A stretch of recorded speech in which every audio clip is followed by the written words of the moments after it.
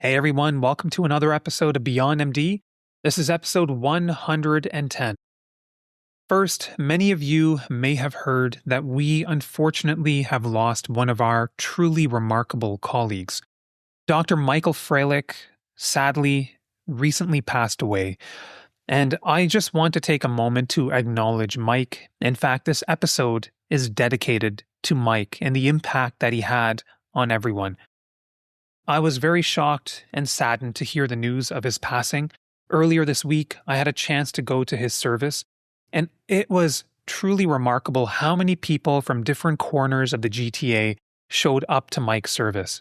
This was a testament in action as to the impact that Mike had on everyone around him.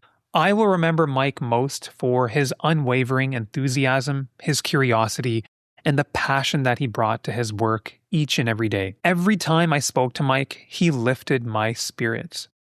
He had such a positive impact on me. I want to take a moment to send my thoughts to all his friends, his loved ones, and his family members.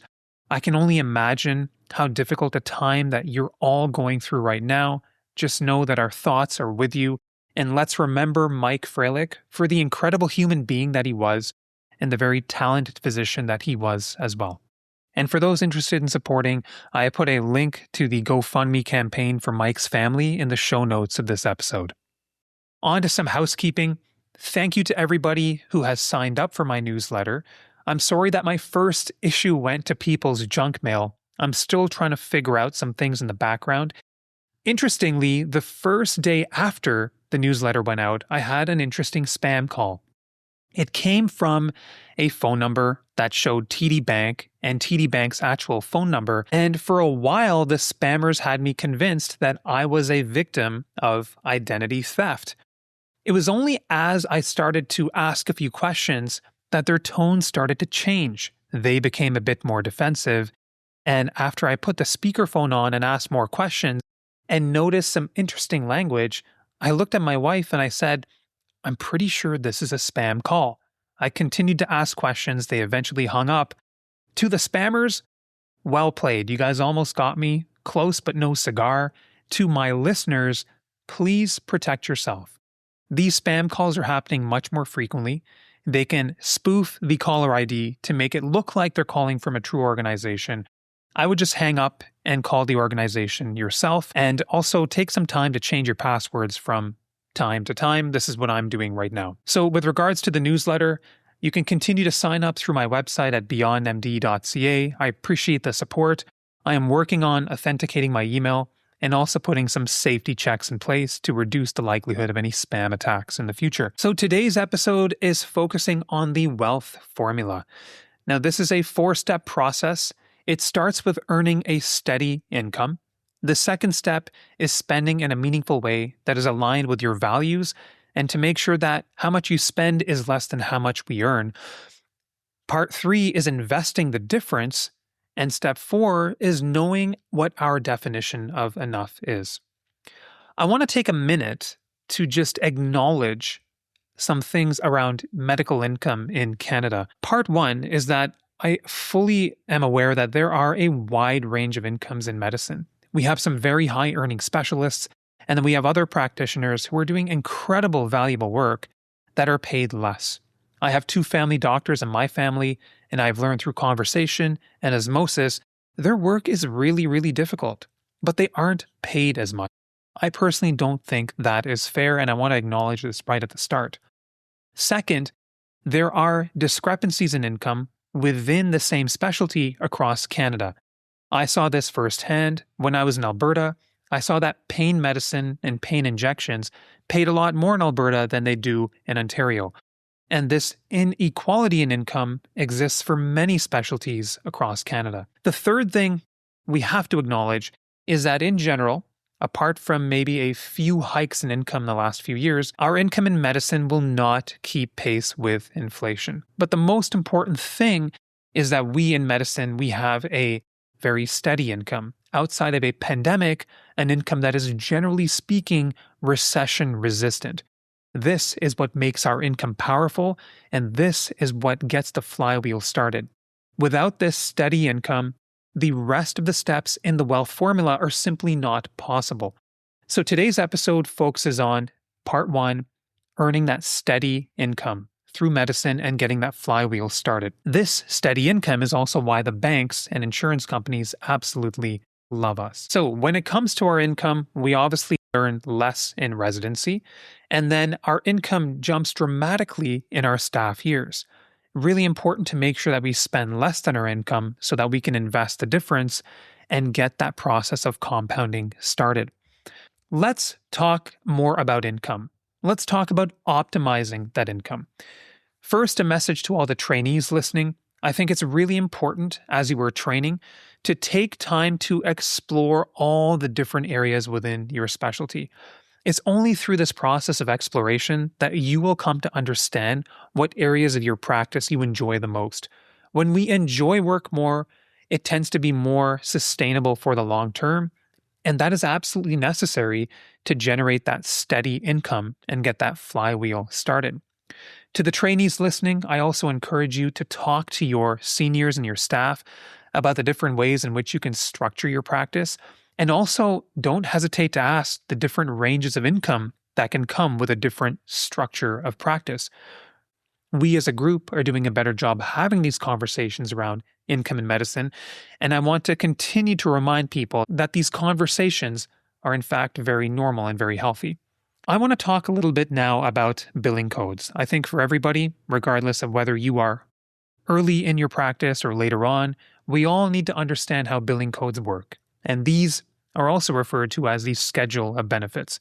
Here's my first story. When I started practicing radiology in Ontario, I came into my practice an eager beaver ready to make changes, and I wanted to make some of our MRI protocols shorter and more efficient. So I was working one day on an MRI protocol for the sacroiliac joints, and I felt like we could get away with 3 sequences. Then one of my staff, she tapped me on the shoulder and she said, "Yatin, I want to remind you that we are always going to be paid for 4 sequences per body part. So whatever you do, make sure that we have 4 sequences so that we are being paid for the service that we are offered." So I took that advice to heart, and I made sure that whatever protocols were tweaked, we were optimizing both scan time and optimizing income. Because the truth is, all of us here on the episode today, we are doing very valuable work behind the scenes, and we deserve to be paid for that work that we are doing. After billing codes, let's talk about shift timing. So maybe you're in a specialty like emergency medicine, where you have the ability to do daytime shifts, evening shifts, and some overnight shifts. It turns out that depending on when you do those shifts, that can affect how much income you receive. So there is a way to optimize income by doing shifts at a different time. This may make more sense for you, especially if these different shift times align more with the type of life that you want to live. Let's also talk about shift locations, and this is where we can talk about locums. I've talked to people in different areas of medicine, in my own specialty in radiology, and through my research, I've learned that locums can enhance your income, sometimes by up to 40 to 50%, depending on where you are doing these shifts. Locums can also be a great way to introduce travel and a sense of adventure into your day-to-day.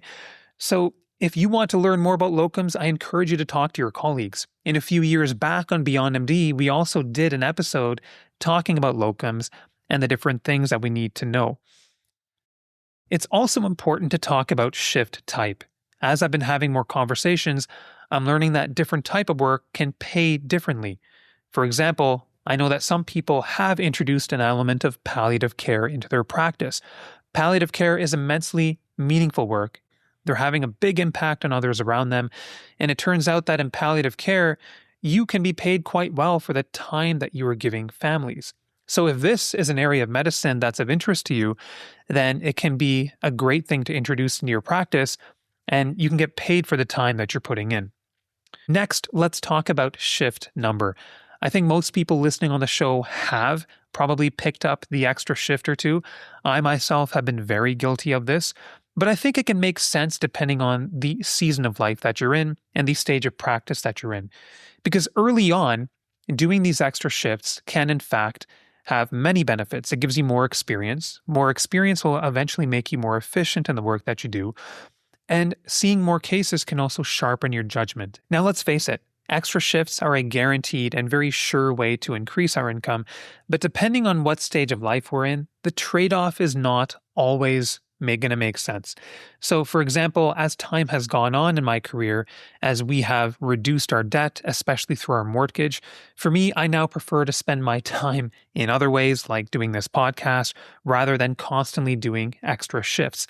And let's face it, extra shifts are not easy. They take their toll after some time, and they can compromise our personal health, and they can also take away from the time that we are able to put in with our friends, family, and loved ones. Now, when it comes to extra shifts, this will at some point most likely result in burnout. I've experienced burnout most years of my practice. First, let's talk about what burnout is. I don't necessarily think that burnout is the result of too much work, but rather I feel that it is the result of the work being misaligned with our goals and our values. Over time, I've also come to learn what these signs of burnout are for myself. First, I will start to disassociate from people. I will socialize less because I think that there's too much going on. And the second sign for me is that I eventually start to feel like my work is mattering less. Cynicism starts to show its face. So the moment I experience either of these two signals, that's a great indicator for me that I need to start to pull back, or I need to reflect and find more alignment between what I want and what I'm doing. Also ask yourself, why are you doing these extra shifts? Is it to have more impact? Is it to introduce more meaning into your work? Because those are intrinsic motivators. And when we have intrinsic motivators propelling us, that can be a much more sustainable form of motivation.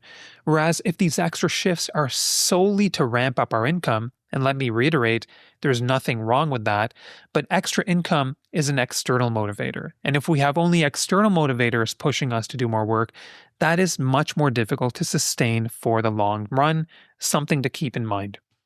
Let's move on to protecting our income. And we're going to protect our income with disability insurance. And I want to take a moment to reiterate that disability insurance is the most type of insurance that we are going to get, and it's absolutely mandatory for everybody. To the trainees out there, this is one thing I wish I did. I did not get disability insurance until I was staff, but if I could do it again, I would get it while I am a resident, because when you do it earlier, you're able to lock in better rates. I also feel like disability insurance should be held personally, because should we become disabled, then that benefit, that payout that we are going to get, that is going to come tax-free to our personal hands rather than going into our corporation. I'm also a believer that individual disability insurance policies are stronger than group policies because the individual policy is specific to you. Only you have the ability to make changes to it, whereas group policies can change. Finally, I think it can be really important to keep in mind what riders or options can optimize your disability insurance policy. To the trainees and to the people more early in practice, one useful rider can be the future income option rider, which essentially allows you to increase your payout if you become disabled without having to prove your status of health. And then the other policy that is worth considering, especially for people doing specialized work and procedures, is own occupation, because an own occupation rider will customize your policy to you. So for example, if you are an orthopedic surgeon and you have an injury and you can no longer operate, if you don't have an own occupation rider, maybe you decide to teach and generate your income through teaching about orthopedic surgery. If you don't have an own occupation rider, the insurance company could come back and say, you're still practicing in a way that's tied to your medical practice, your teaching, so we may not be able to pay you out. Whereas if you had an own occupation rider in place, you could still teach and generate an income, and you would be paid out because you could no longer operate. So I've gone back and forth on own occupation, but the more I think about it, if you have a specialized skill set, especially a procedural skill set, I do think that this is a rider that makes sense. We've talked about optimizing our income. We've talked about protecting our income through disability insurance. Now let's talk a little bit more about diversifying our income. The most important way to do this is to invest in assets. Assets could be stocks, ETFs, or maybe a rental property. But this is the most passive form of income that we are going to get, especially if it's in the form of stocks, maybe even dividend-paying stocks, because these are seeds that are planted early on, and then they will pay us down the road, both through dividends and both through the increase in price of that asset. Now, as somebody who invests in real estate, I have one cash flowing property, but I can tell you that it takes more time and mental bandwidth, and it's not truly passive. But investing in assets is something that we should all participate in to diversify our streams of income. Next, we can also use our mind to generate income through additional hours, but these are hours that are not necessarily tied to our medical practice. So, for example, as time goes on, you may develop interests and you may want to do board work. When you sit on a board, you could be paid quite well for your time. These are additional hours, but non-clinical hours that can make your life much more interesting, and you can be generating a different form of income. If you are a creator, maybe you have a podcast, maybe you have a YouTube channel, maybe you have a newsletter, but you can take part in affiliate marketing. I think this is something worth considering, but it has to be done in the right way. As long as you are sharing resources that can truly add value to your listeners, it's worthwhile. And I don't think there's anything wrong in doing this. And for those who've been following my podcast for long enough, you know that I also, from time to time, participate in affiliate marketing. After investing in assets and after using your mind, another way to diversify your income is by building something. Maybe this is building a course. Maybe this is building a clinical practice outside the hospital using the expertise that you have gained over the years.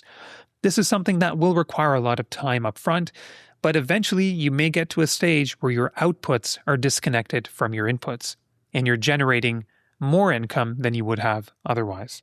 Now, some of you may know that last year I created and launched my course on CT head interpretation for clinicians.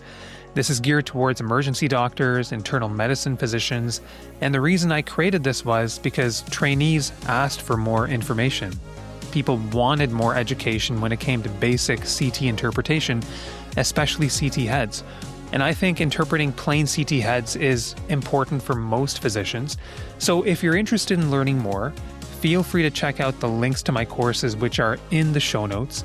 And this is a somewhat timely announcement because it was just today that I got my teaching scores for 2024 and 2025. And I was surprised, honored, and humbled at the same time to receive a perfect teaching score. Wasn't necessarily expecting this, but it is a wonderful feeling, and I just want to give a shout out to all the trainees that have come and worked with us and for supporting my teaching efforts. So the course, as it's available right now, it's at a very affordable rate. $40 for all staff, $20 for residents, and of course free for medical students, and everything is in the show notes. So guys, with that, thank you for joining me on part 1 of the Wealth Formula, understanding and optimizing our income. And I hope you'll take time to join me next week when we dive into part 2 of the Wealth Formula, which focuses on meaningful spending. And until then, stay well, stay savvy.